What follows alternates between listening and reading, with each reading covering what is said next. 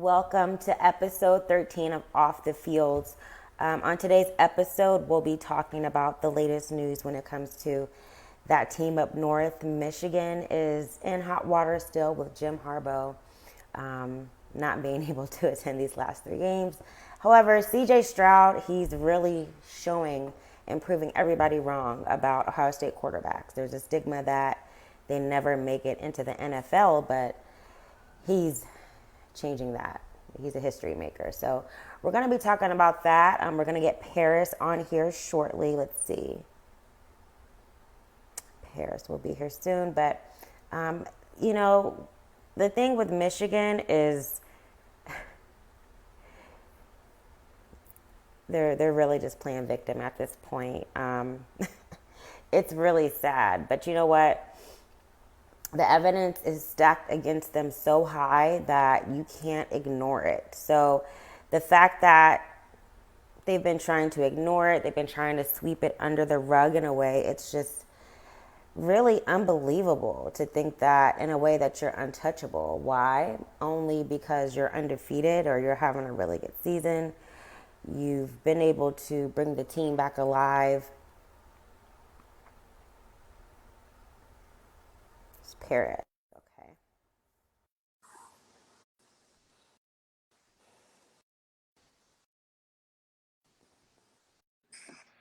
Oh, right. So I was just talking about, the fact that they're playing victim. I'm talking about Michigan.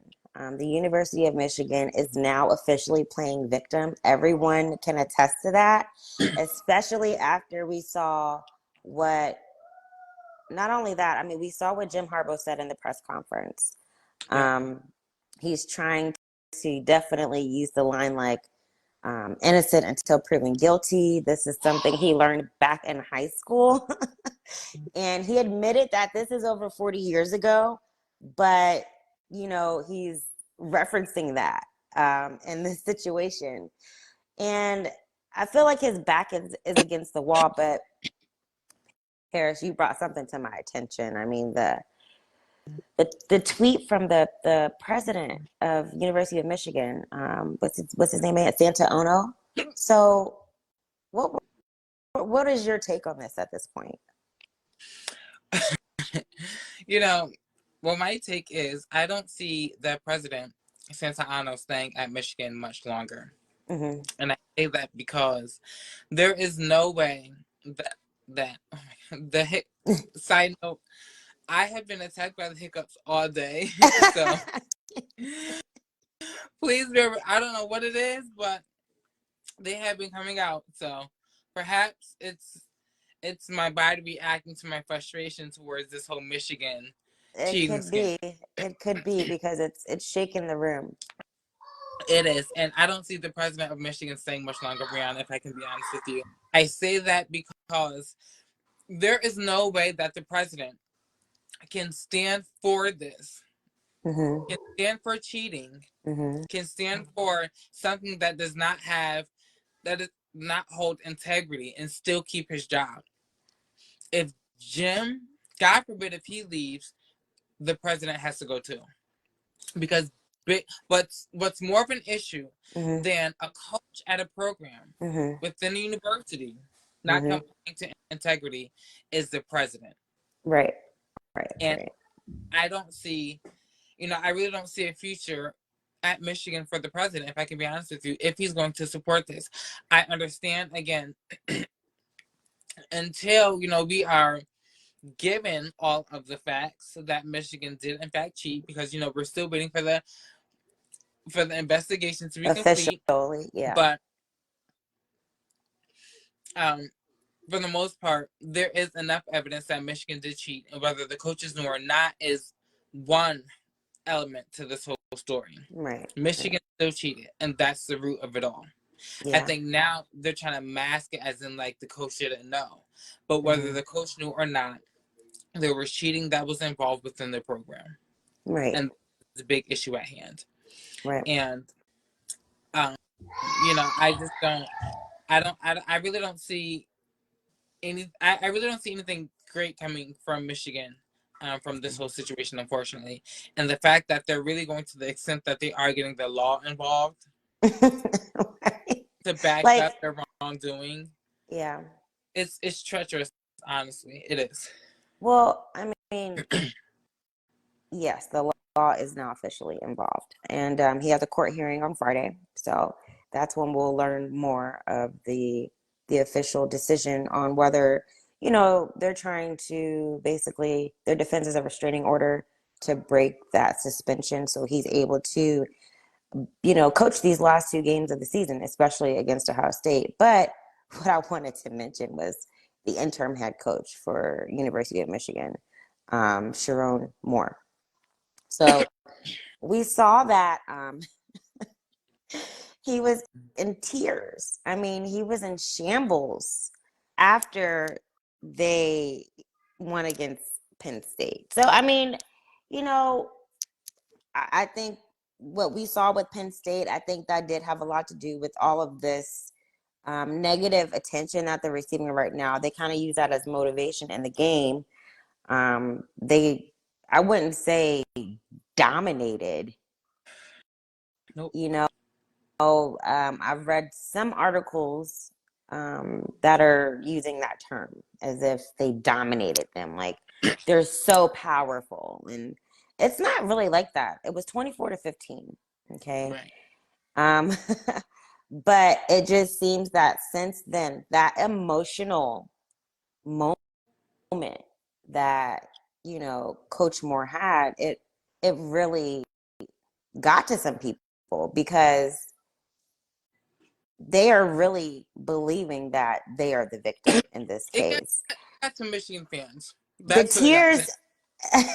Michigan fans. Right. No one outside of the University of Michigan You're fell right. for what we saw on national television. You're right. Not Stephen A. Smith, not your aunt, not your uncle, not us. Yeah. No one outside of Michigan Well, saw that.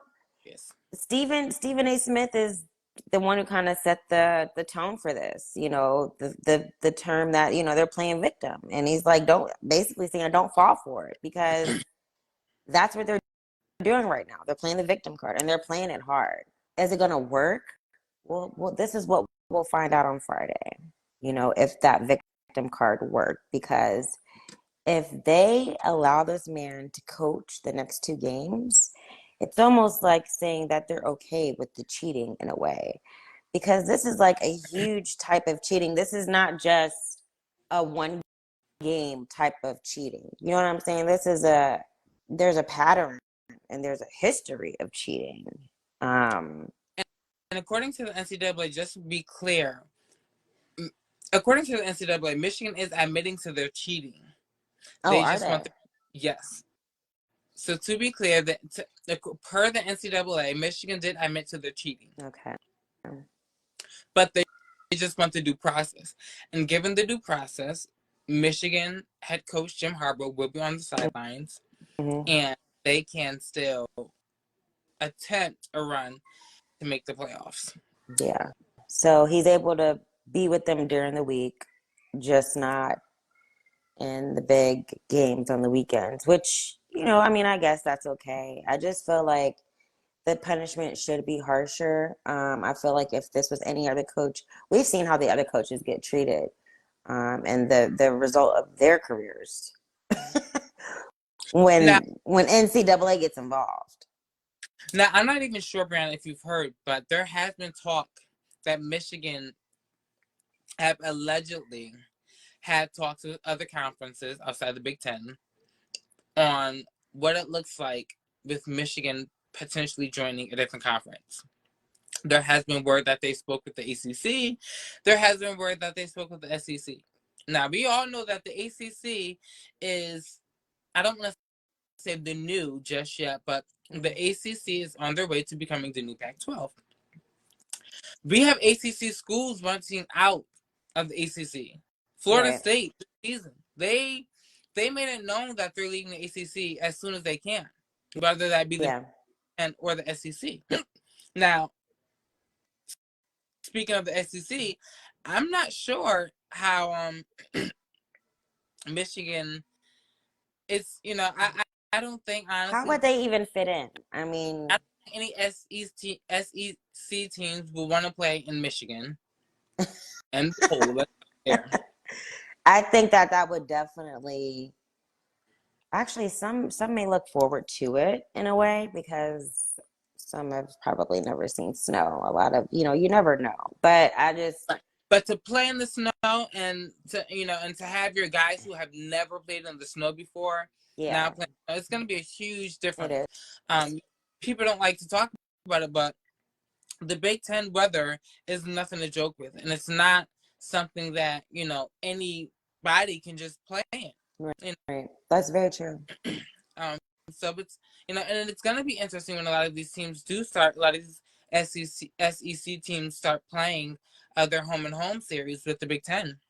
Mm-hmm. You have Texas and Michigan in the future, Alabama and Ohio State in the future. Mm-hmm. For those that don't know, they're gonna be their home openers are going to be against each other. Ohio State and Alabama, and Michigan and Texas starting next year. That is So huge. some big, huge, yeah. And that's going to bring a shift. You know what I'm saying? That's actually going to be good for Ohio State because, a lot of people tend to say that Ohio State doesn't have a challenging schedule, that they don't play, really good opponents. And that's not the case. We have our challengers when it comes to the regular season schedule. Apparently, Michigan is one of those, but we'll see about that. I just really want them to stop unapologetically playing the victim. I mean, Right. you Right. can't keep acting like what you did isn't significant. It's a game Right. changer, and it's going to change your program too. This is already affected the integrity of the program. Now you're being looked at as people are like as a joke. You know what I'm saying? Because of all of the crying, you know, um, literally tears. We saw tears. You know what I'm saying? So I don't know. We'll see on Friday what happens. Hopefully, the penalty stands. Um, Right. I think it should be a harsher punishment. I don't know how much more harsher it could have been, what they would have done, but at least stick this one out. If they let him walk, it just really makes light of the situation. It kind of gives you a preview of what the punishment would be involving the Big Ten. So it's just going to be a game changer on Friday, literally, because they have a game this weekend, and he may cry this game as well. You never know, depending on what they say in that courtroom. It was, So and if any of you guys haven't seen it, please, I encourage you. It is all over the internet. Type yeah. in Michigan crying, and you will see the video. Yeah. Crying from the week for Penn State. I honestly, and I have to say very quick before moving on to the next topic, Stephen A. Smith said something very intriguing. Mm-hmm. People are talking about what about those Michigan kids? What about those players? You can't. It's not fair to ban or punish Michigan, because you're gonna punish the athletes. But what about those players in Texas? What about those players in Washington? What about those Right. Oregon? Great What about point. the fifth seed teams? What about those kids Mm-hmm. who have to sit out and watch Michigan potentially take their spot? Right. What about if you want to talk about kids, let's talk about them because we have a slew of teams that we can talk about. What about Exactly. those Yeah, that's so true. ends of the stick? Yeah, I agree. And And go ahead. Go ahead. oh, go ahead. I mean, the thing is this: whatever verdict they come out with on Friday, it's going to set the tone for the Michigan fans. They're gonna right now. They're supporting them tooth and nail. As I said, they're gonna fight for Harbaugh as if he's their. Well, you can't say he's their knight in shining armor when it comes to their football program because of what's happened in the past. But the skeleton. skeletons are about to come out the closet. So let's see what they say, because if it is revealed, once again, I'm going to say, if it's revealed that they cheated against Ohio State, it's just going to be very ugly, I think, at that next point. And even knowing that Michigan and Ohio State have their big clash next weekend, that's going to be a very interesting day. I think, you kind of spoke earlier about the dangers of the fans. Yeah. And at the time, I didn't think it was going to be too bad, because I honestly didn't think that many Michigan fans were still going to be, I just didn't think that the Michigan cheating scandal would be in the trajectory that it's in currently. Mm-hmm. With that being said, I think that, there is, we're going to possibly have to watch out, and see Yeah.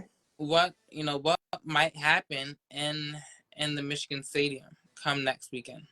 Yeah, I mean, there's history even at in the shoe, of things getting really ugly and getting out of hand and people getting injured and stuff like that. So this could be the new age version of that, honestly, because at this point, when they're going back into years and older seasons and seeing that they cheated their way, how can you even?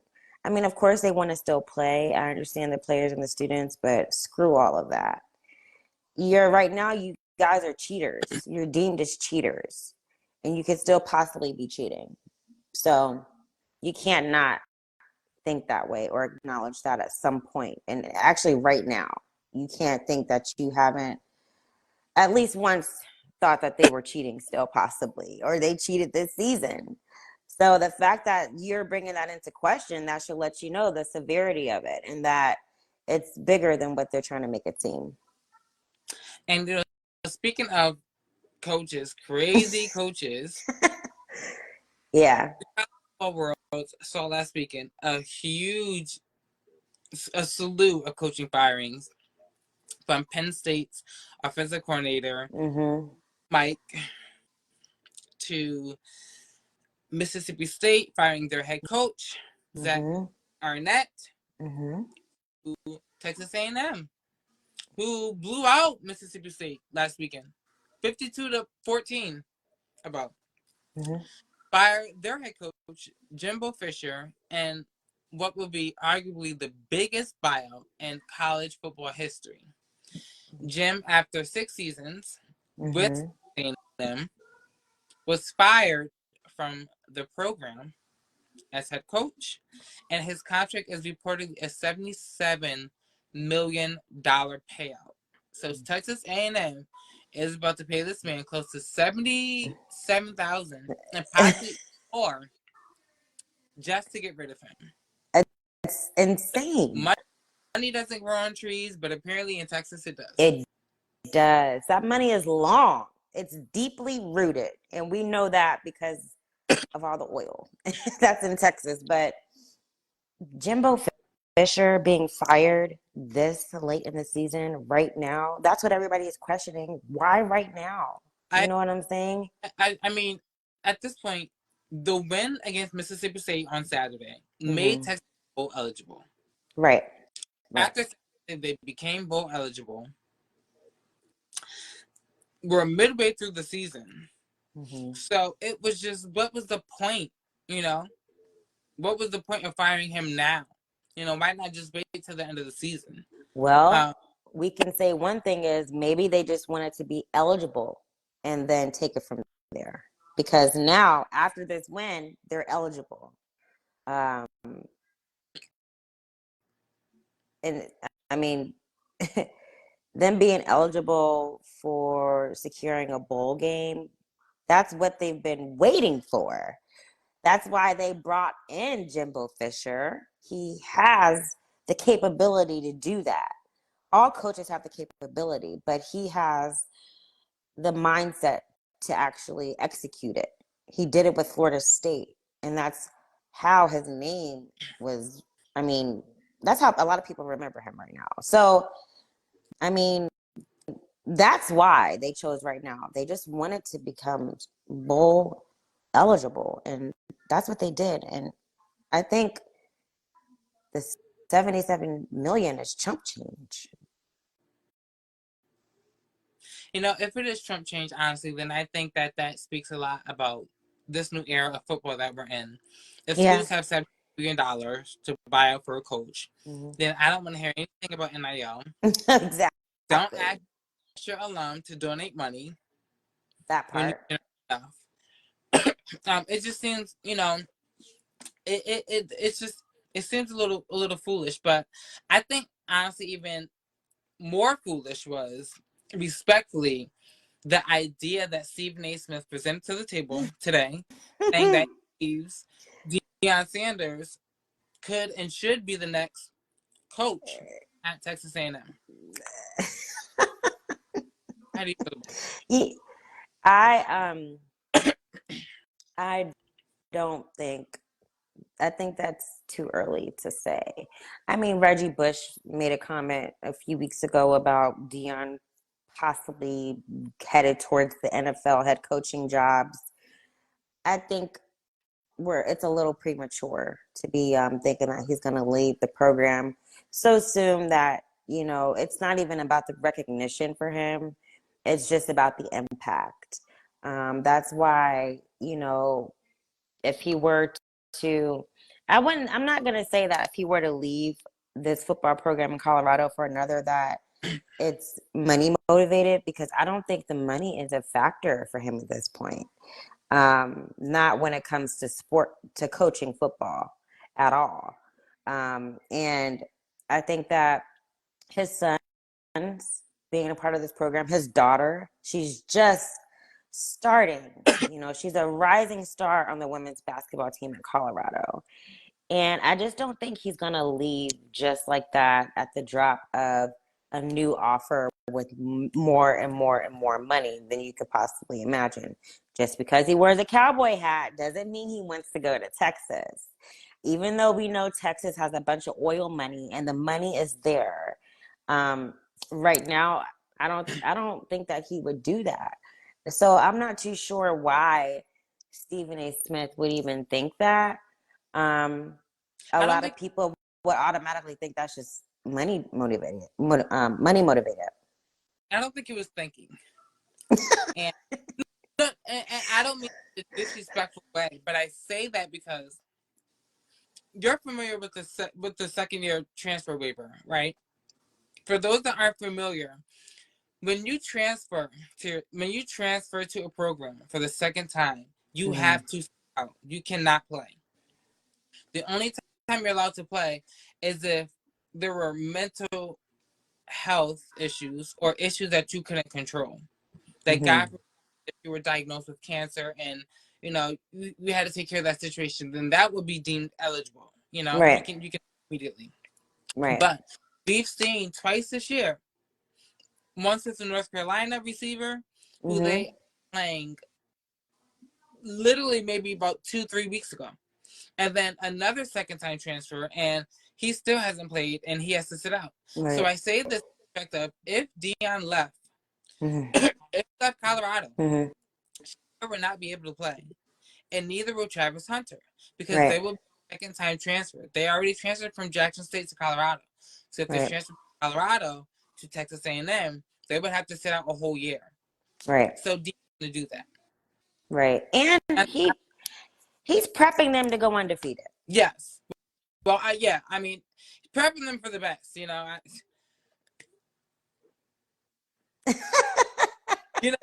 I just think because they're gonna be in a new conference. Honestly, I just want to see them keep climbing up the ladder. That's Yeah. what I want the most. They don't have to play against Oregon, Washington, USC anymore because they'll be in the Big Ten. So in the Big 12, it'll be. I think they would have the advantage. I think that the Big 12, especially losing Texas and Oklahoma, the competitiveness is a little different. Mm-hmm.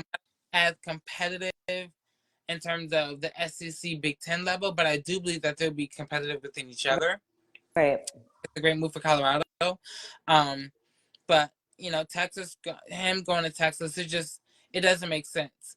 But what's interesting is a recruit today decommitted from Colorado because Interesting. he said that he's not sure if Deion will still be there by the time he gets there. See. This See? he said. He said, oh, I decommitted because I didn't want to limit the opportunities I already have. Because when you are committed to some schools, some schools try not to talk to you.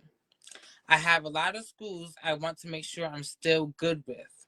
Oh. I don't know if Prime will still be there when I get there.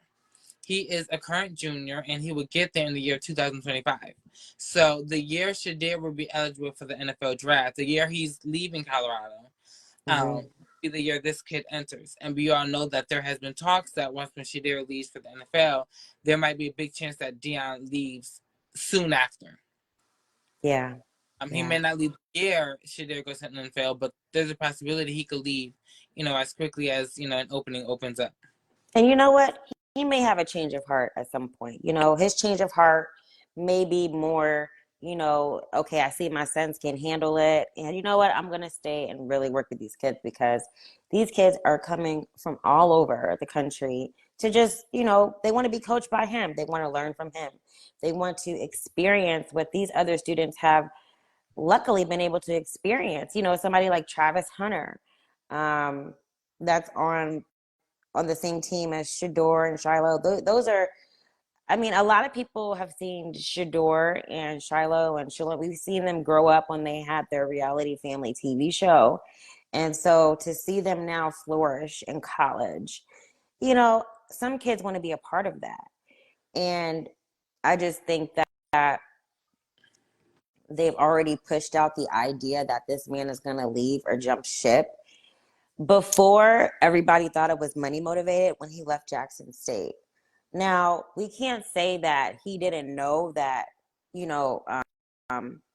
Connie Schwartz was going to be like, Constance Schwartz was going to be like, we're going to make all this money, come to Colorado, da da da da da. She probably did, you know what I'm saying? That's why he believes in her, and it actually came true. She manifested that shit. And so it was a good choice. So if she happens to say the same thing for a different school, maybe, but I just don't see that being the reason anymore.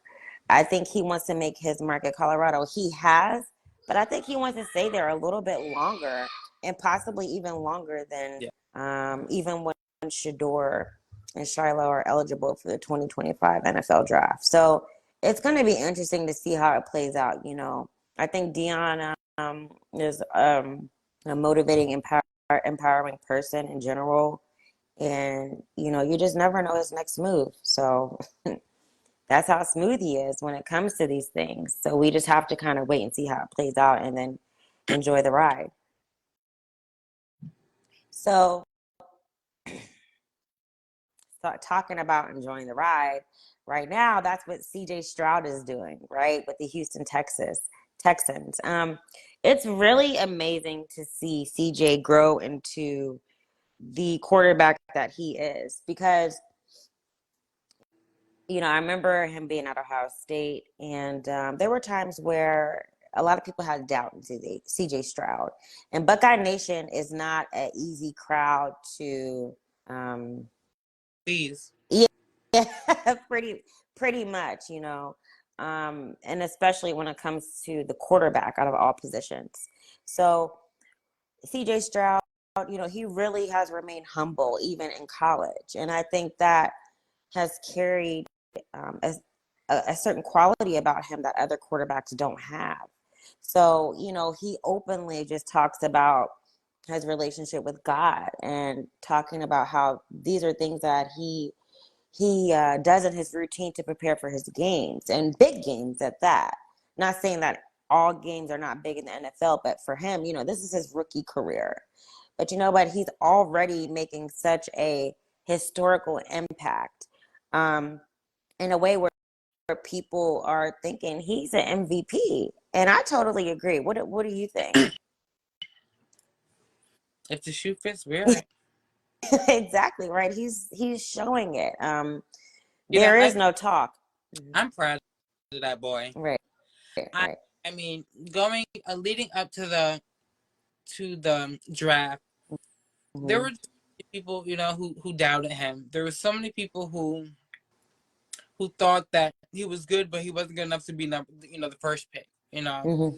and then they talk about his excuse me his test, his amplitude test, and he didn't score well with that, and he scored the low bits, and then he had to come out publicly, and Yeah. reason with the media, with people, on why he didn't score well on a test, Right. and I this up, but like Cordell said, what he said he didn't come to school to play school. Oh yeah, yeah. He came to go to the NFL. CJ didn't. He didn't. That boy didn't go to the NFL to play tests. Right. He a student. Right. He went to school to play ball, and that is what he is doing. And I mean, week after week, it seems like every freaking week he's breaking a new record. And at this point, it's like Right. I stopped looking for him Mm-hmm. to break these records, and I started looking for the new headlines of him breaking the record, because Right. every week it was something new. But you know what?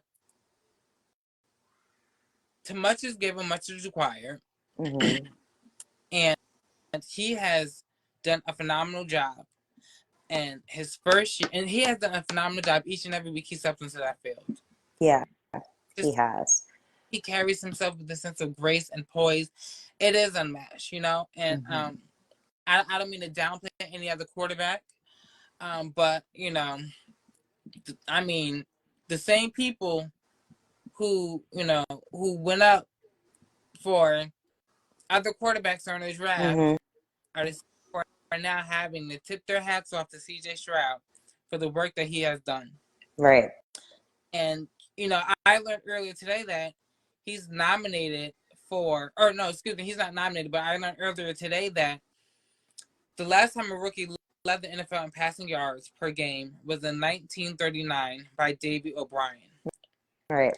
Davey O'Brien is a legend in the NFL who actually has an award, a Mm-hmm. very prestigious award named after him. Mm-hmm. One of the highest awards the quarterback could win outside of the Heisman is the David O'Brien Award, which is awarded to the best quarterback in college football. Right. So the fact that he has made a name, you know, that is so big, like David Mm-hmm. O'Brien, that's huge. And his first rookie season, that's huge. It is, and it actually it's kind of like he shattered the ceiling with this because, in the last few years, Ohio State quarterbacks have had this stigma attached to them that they don't, produce well in the NFL as a quarterback, or they don't last as long as we would have thought, or as much as we would have talked. But he shattered that record, surpassing one of the top quarterbacks in NFL history is insane. As a 22-year-old, he's 22 years old, and recently, what?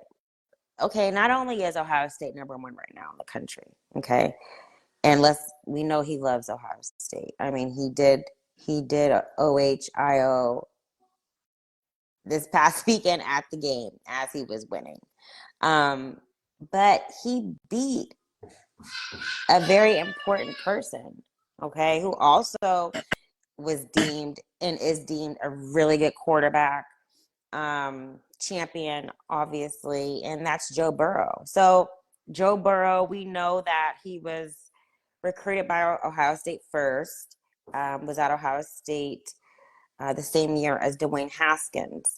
And so Joe Burrow graduated from Ohio State, but he did not play. He was not getting a lot of play time at Ohio State. And it was Haskins who was. Why? Haskins was taller, longer. He had a better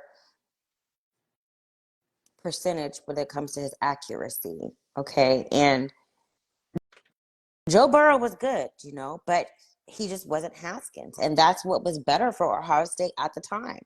So recently, I guess Joe Burrow was asked, hey, what do you who do you claim? Okay, who not even that. What do you say to when people say that you know, oh, Joe Burrow came from Ohio State and he made the comment like I like to say like I graduated from Ohio State, got my academics from Ohio State, but I played football at LSU. That's fine. That's fine. And it's the truth.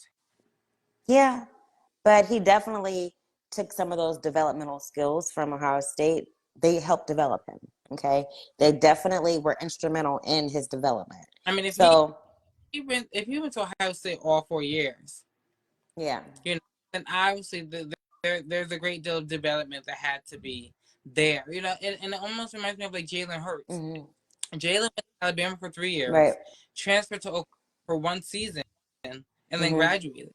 You know, respectfully, you know, he had a stellar season at Oklahoma, but his development was those 3 years at Alabama. Right.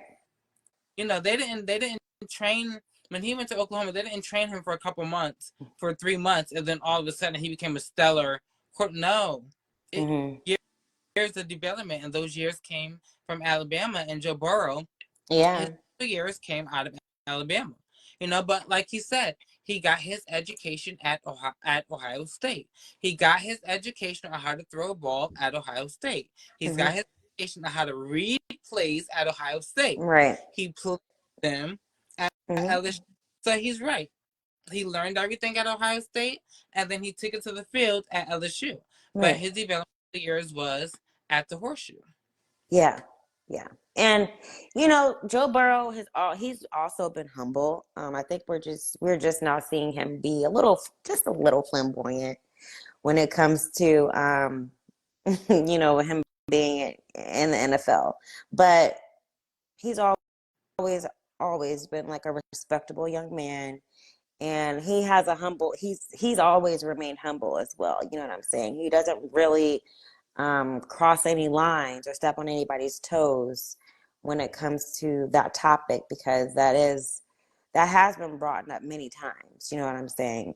But the fact that CJ Stroud actually outperformed Joe Burrow um,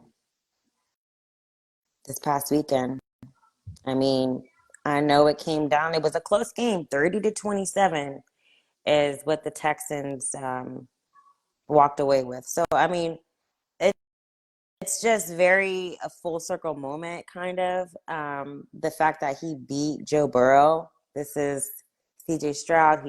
He's younger than Joe Burrow, so he came after him. But this is after Justin Fields too. So just think about that. You know, I want people to understand that Joe Burrow, when he was at Ohio State, he was second to Dwayne Haskins. So just think about that.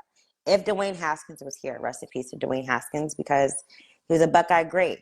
So if Haskins was here, he would have been the quarterback for the Steelers. Haskins did struggle his first year in the NFL. We saw that. But a lot of that was circumstantial and things outside of football that was going on with that. So, but his performance as a player, oh my goodness, I just know Haskins would have been throwing his ass off, because he's a great pocket passer.